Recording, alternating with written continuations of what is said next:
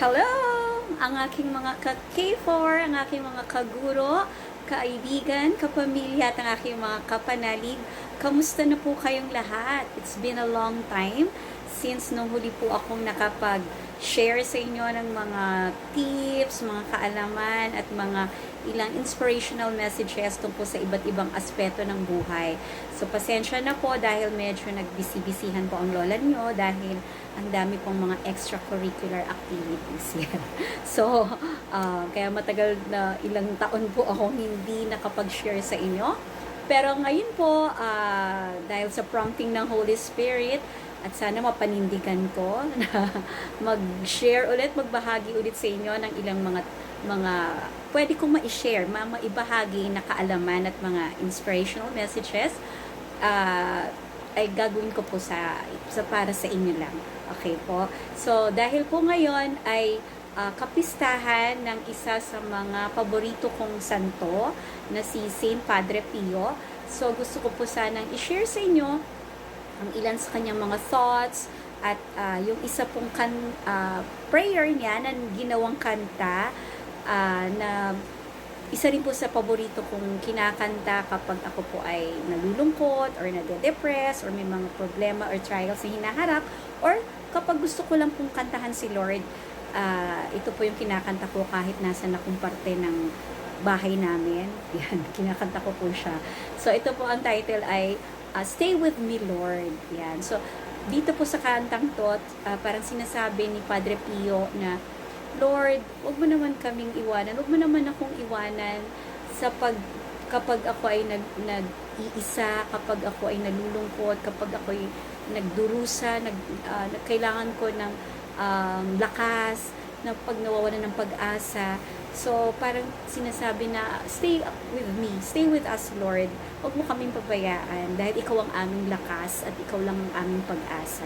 Lalo na po ngayon sa ating mundo at sa ating bansa na napakagulo, ang dami nating mga pinagkakaabalahang bagay na hindi naman talaga importante or importante siya dahil yun ay mga kailangan natin sa buhay na ito. Pero hindi po siya ang pinaka-importante sa atin. These are just temporal things, material things na iiwanan din po natin kapag tayo namatay. So, alam po nating lahat na tayo ay mamamatay at iiwanan natin lahat ng mga bagay na meron tayo dito sa mundo. That's why, yung iba po sa atin, sa sobrang busy sa iba't ibang bagay, nakakalimutan na po magdasal, magsimba. Kaya, pinapaalala po na ni Lord at ni Padre Pio na ang pinaka-importante po sa buhay natin dito sa mundo ay ang ugnayan natin, ang relasyon natin kay Lord. Dahil yan naman po ang ating pinaka-purpose dito sa mundong ito. Kaya tayo nilagay ng Diyos dito sa mundo is para makilala siya, mahalin at paglingkuran. To know, love, and serve the Lord. Yun po ang purpose natin sa buhay. Kaya dapat yun po ang pinagkakaabalahan natin. Hindi po yung mga material things or temporal things. Although they are necessary para tayo mabuhay, pero dapat po ang priority natin talaga ay si Lord. So, sana po yun ang ating ma-realize sa kantang ito. At hindi ko po makakanta yung buong kanta dahil medyo mahaba po siya. So, yung mga first parts lang po ang kakantahin ko at pagpasensyahan nyo na po yung boses ko. Wag nyo na lang pong intindihin yung boses. Yun na lang pong lyrics ang pakinggan ninyo. Yun po.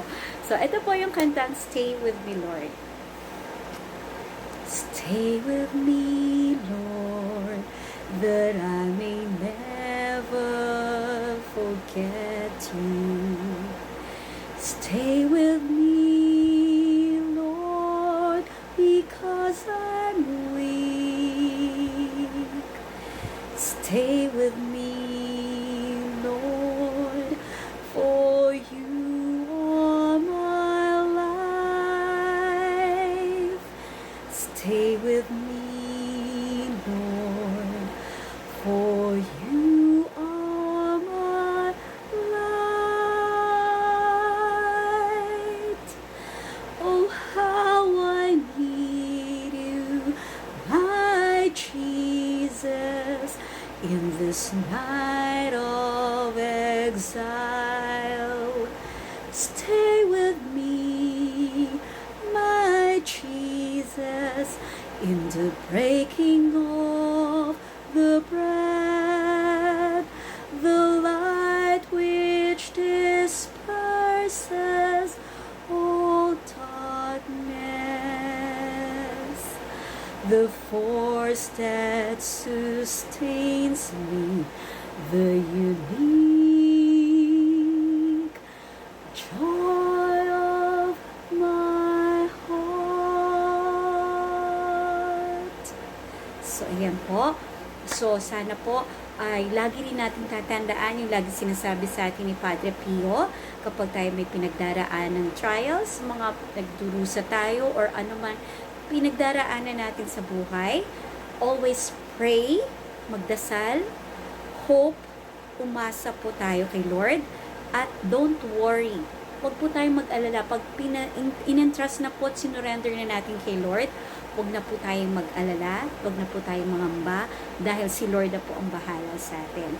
God is merciful, and He will hear and answer our prayers.